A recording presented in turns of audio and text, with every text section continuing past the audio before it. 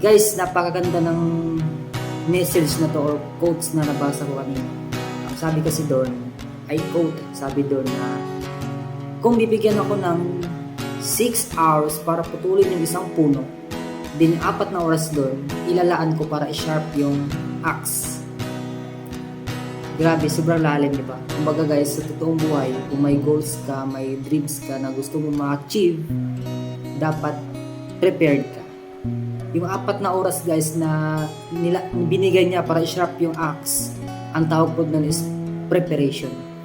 Guys, ito yung gusto kong point dito. In all aspect of our lives, sa lahat ng aspeto sa buhay dito sa mundo, ma-apply po natin yung sayings na yan. Na dapat, prepared tayo lagi. Sa anong career or work o ano ba yung aspeto sa buhay natin, dapat before tayo sumabak, prepared tayo. Saka yung tools na ginagamit natin, dapat prepared tayo. For example, sa school, alam mo na may paparating exam bukas, anong gagawin mo night before? Study. Anong tawag nun? Preparation.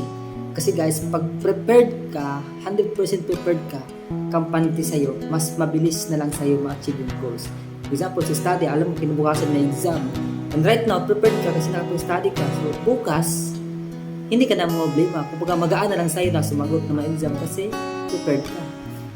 Gaya ng ibang career, for example, Manny Pacquiao, bago siya sumabak sa ring, grabe yung preparation na ginawa din niya. Grabe yung training, grabe yung workout, yung jogging, ano pa, tawag ng preparation. So guys, sa lahat ng career, sa mga sportsman, hindi, preparation is the key. Kaya guys, pag once prepared ka, mabilis na lang sa'yo ma-achieve lahat ng goals mo. Kaya guys, be careful, baka hataw lang tayo ng hataw, di ba? Pero hindi pala tayo prepared. Yung tools na ginagamit natin, hindi pala prepared. So yun guys, dapat maging prepared tayo.